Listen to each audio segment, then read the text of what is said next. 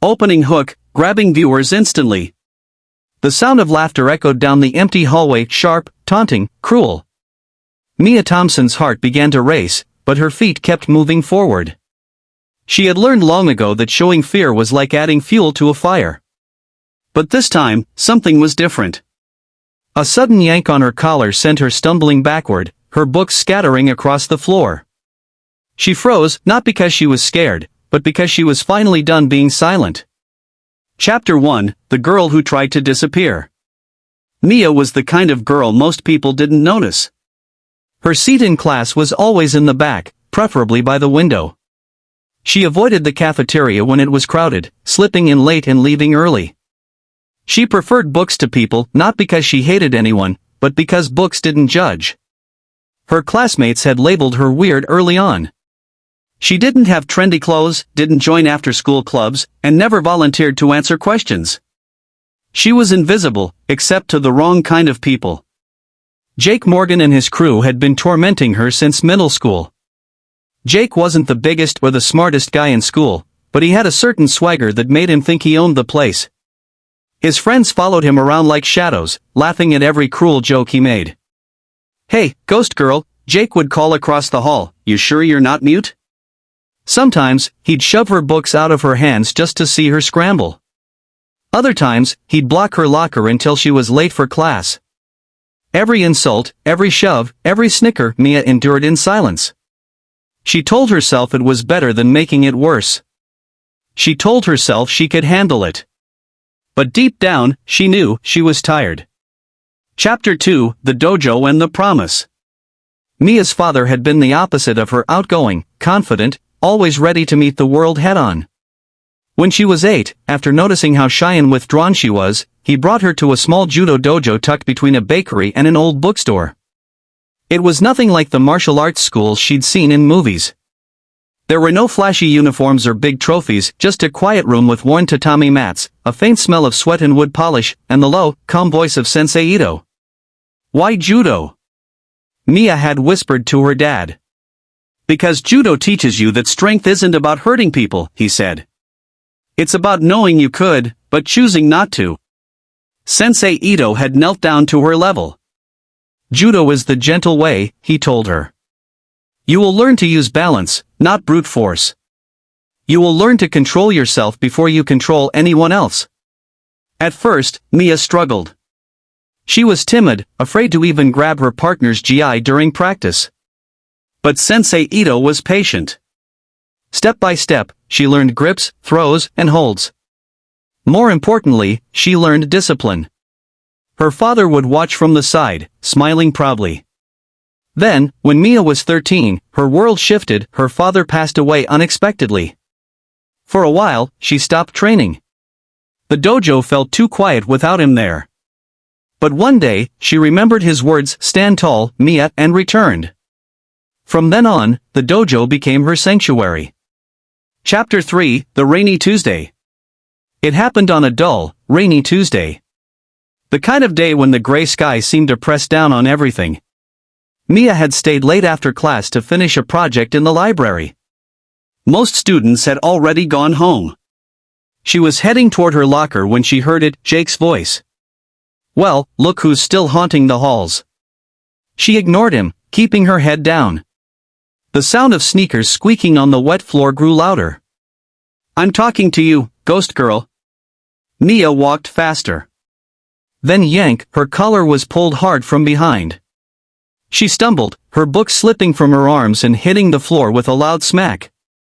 Her breath caught in her throat, but not from fear. It was something else now, a calm, cold focus she hadn't felt before. Jake's friends laughed. "Careful, Jake, she might vanish." Mia straightened slowly, turning her head to face him. "Let go," she said quietly.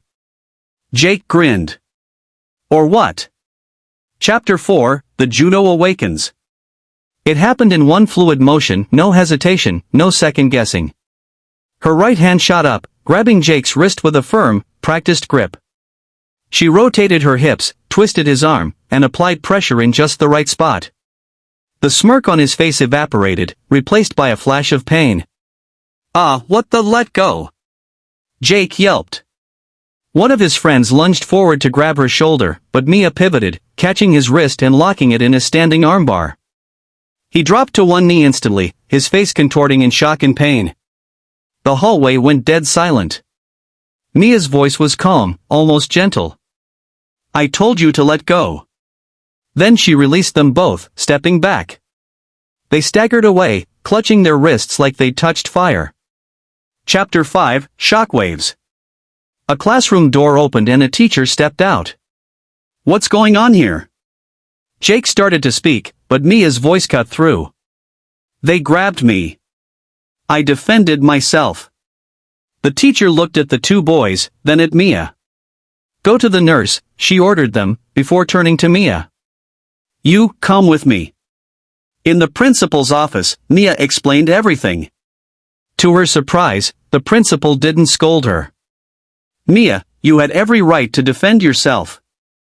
We'll handle it." By the next morning, the whole school knew. "Did you hear?" She took down Jake and Mark at the same time. "She's like some secret black belt. No wonder she's so quiet, she's dangerous." For once, the whispers weren't about weakness. They were about respect. Chapter 6, The Shift.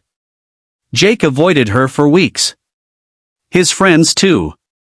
And it wasn't just about her, they stopped targeting other quiet kids as well. Mia still kept to herself, but the fear was gone. She walked the halls with her head a little higher. She even caught herself smiling more in the dojo, training with new students. One evening, Sensei Ito noticed. "Something has changed," he said. "I finally stood up for myself," she admitted. Sensei Ito nodded. "Good. But remember, your greatest victory is not over them. It is over your own fear." Chapter 7, Sharing the Lesson. A week later, during a school assembly about bullying, the principal asked Mia to speak. She almost said no, but then she thought of her father. Standing in front of hundreds of students, her hands trembled at first. But then, she took a deep breath and said, "I used to think being quiet meant I was weak. But I learned something: standing up for yourself doesn't mean you hurt others. It means you refuse to let them hurt you. Everyone here has strength inside them. Sometimes, you just need to find it." The room was silent for a moment, then applause broke out. Chapter 8, Be Kind Always. That night, Mia stopped by the dojo. Sensei Ito listened to her story, then smiled.